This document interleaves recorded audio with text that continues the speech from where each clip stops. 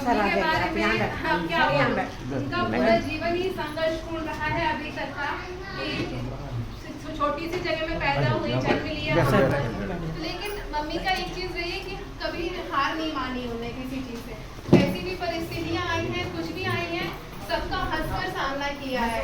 कि उतार चढ़ाव कई जिंदगी में आते रहे, लेकिन नानी नाना जी के बहुत अच्छे संस्कार थे कि उन्हें सब चीज़ों का सामना करना बहुत अच्छे से सिखाया है। फिर बहुत कम उम्र में बहुत बड़ी बड़ी जिम्मेदारियां उनके ऊपर आई। फिर 2004 से मम्मी को एक नई दौर की शुरुआत हुई कि जो जॉब कभी की नहीं थी, कुछ उसका अनुभव नहीं था, घर से बाहर निकली नहीं थी, लेकिन उन्हें हर चीज़ को हंसते हंसते स्वीकार किया कि घर से निकली भी, सारी चुनौतियां स्वीकार की।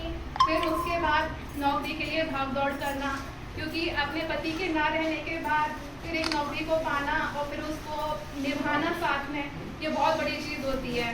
तो शुरुआत से ही संघर्ष की आदत थी, तो बस हार नहीं मानी। जिस दिन से पापा की देरी हुई, मम्मी ने कहा कि यदि मैं घर बैठ के रोते रहूंगी तो मेरे बच्चों का पालन पोषण करने के लिए या उनको बड़ा करने कोई नहीं आएगा।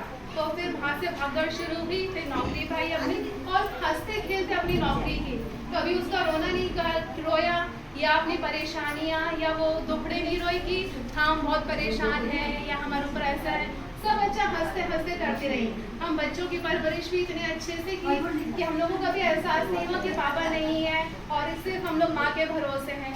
कोई भी छोटी से छोटी चीज़ के लिए या बड़ी से बड़ी, कभी ना मम्मी ने हम लोगों को किसी चीज़ के लिए मना किया, ना पढ़ाई लिखाई से लेके हर चीज़ के लिए मोटिवेट किया।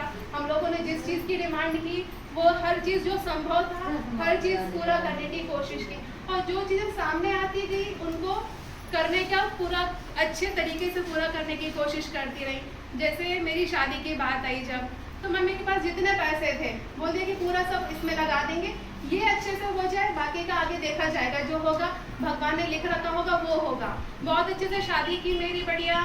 फिर उसके बाद भगवान ने भी बहुत साथ दिया। बोलते हैं कि जब भगवान एक चीज़ बिगाड़ता है तो फिर दूसरी जगह सहारा देना शुरू करता है।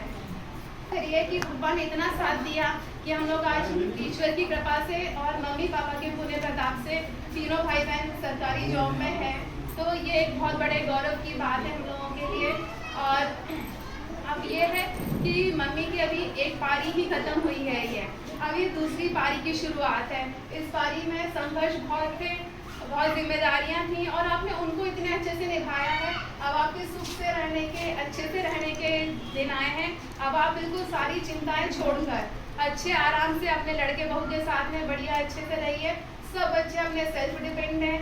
आपको किसी की चिंता करने की ज़रूरत नहीं है, कोई आपके ऊपर आश्रित नहीं है। और आपके जितने रिश्तेदार हैं, जितने परिवारजन हैं, सभी आपके लिए हमेशा एक पैर के बल खड़े हुए हैं कि आपको कभी भी ज़रूरत होगी, कुछ होगा, आपको सिर्फ एक फ़ोन करने की ज़रूरत है। तो आपके लिए सब है। तो अब आपने जो जिस तरीके से अपनी पिछली पारी खेली है, अब अगली पारी को उससे और उम्दा तरीके से खेलना है आपको। तो उसके लिए आपके लिए बहुत बहुत शुभकामनाएं।